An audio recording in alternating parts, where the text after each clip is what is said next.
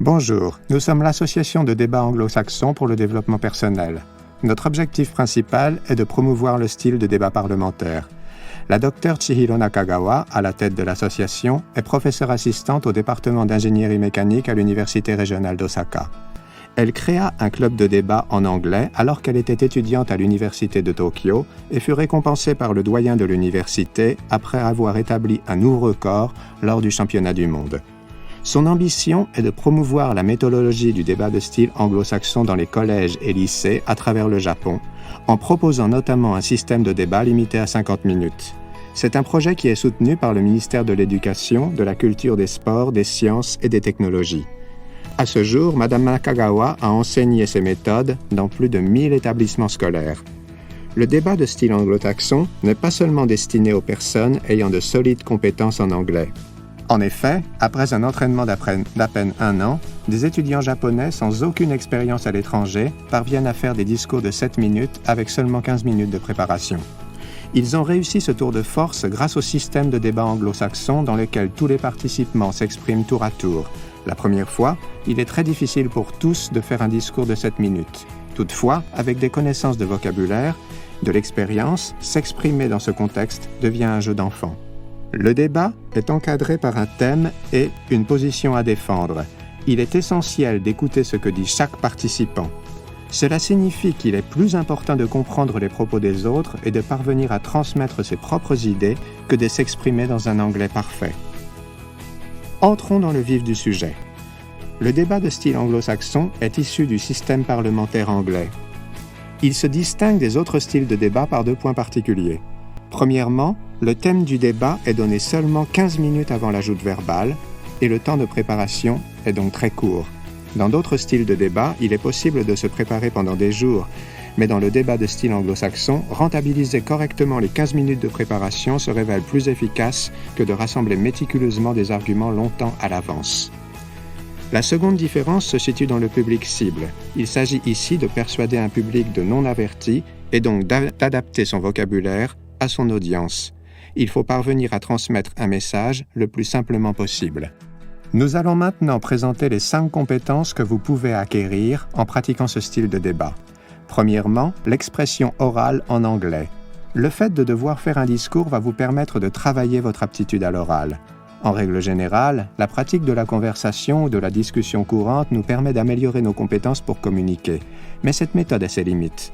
Par exemple, lorsqu'on vous demande « Qu'avez-vous mangé hier ?», vous répondrez peut-être « J'ai mangé du riz ». Ce type de conversation simple ne vous permettra pas d'améliorer réellement vos compétences orales. Toutefois, en pratiquant l'art du débat, vous pourrez développer une réelle aptitude à vous exprimer. Deuxièmement, le raisonnement logique. Un débat a pour objet de convaincre les participants. Pour y parvenir, vous devez présenter vos idées d'une façon logique et simple. Notez que le jury fera des remarques sur vos arguments après chaque débat.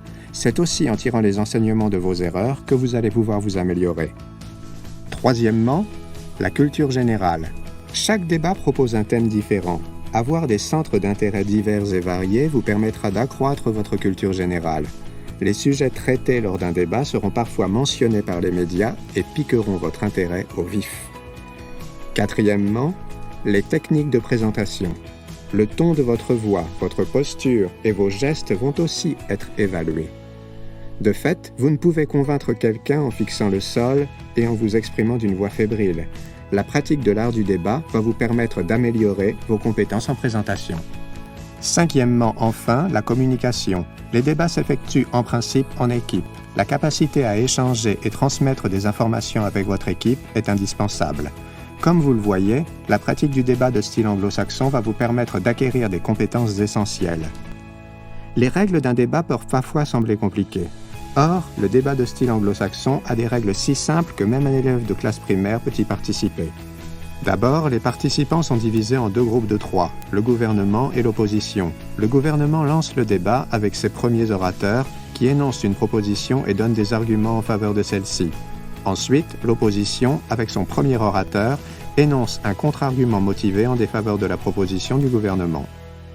Ensuite, l'un des membres du gouvernement vient réfuter les points énoncés par l'opposition tout en ajoutant un deuxième argument en faveur de sa démonstration.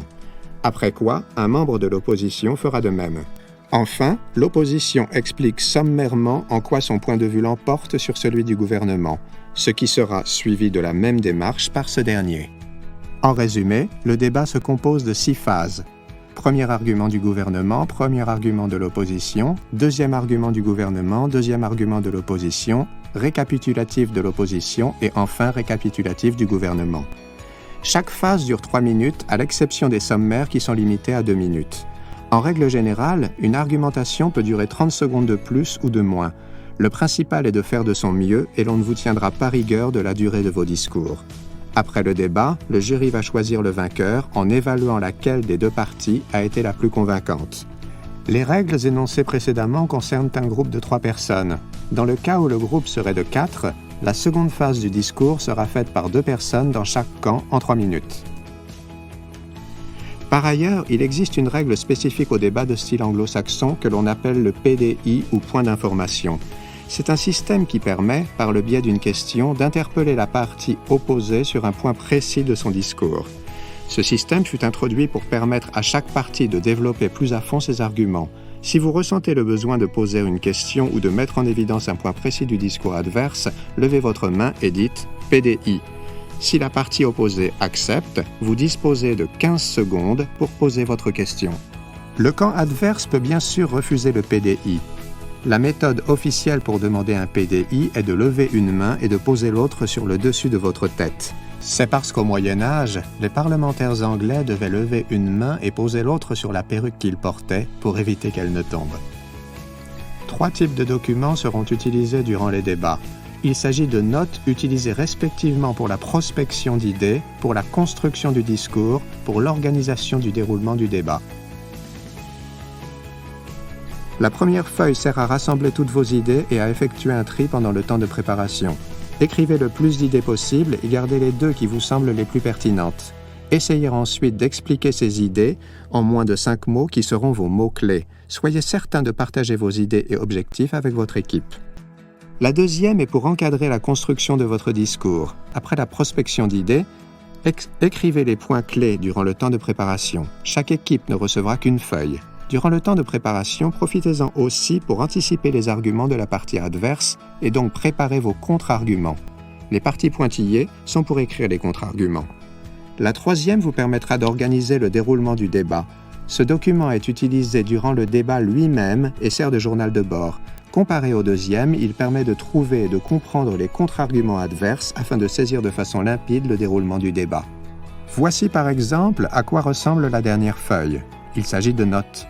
Il n'est pas nécessaire de rédiger de longues phrases, écrivez juste de façon synthétique. En dernier lieu, il y a quelques points à garder en mémoire concernant le jury. Le vainqueur sera choisi en fonction de l'éloquence et de la force de persuasion de son discours. Concrètement, portez votre appréciation en fonction de la clarté des arguments, des exemples, de l'expression orale et de la gestuelle. Lorsque vous êtes membre du jury, vous devez examiner équitablement les arguments de chaque camp. Il y a de nombreux critères d'évaluation et il est recommandé de participer préalablement autant que possible au débat afin de parfaire votre jugement. Parler en anglais est une compétence essentielle dans l'ère de la mondialisation. Nous espérons que cette vidéo a éveillé votre curiosité et qu'elle vous encouragera à prendre part à notre initiative. Merci et à bientôt.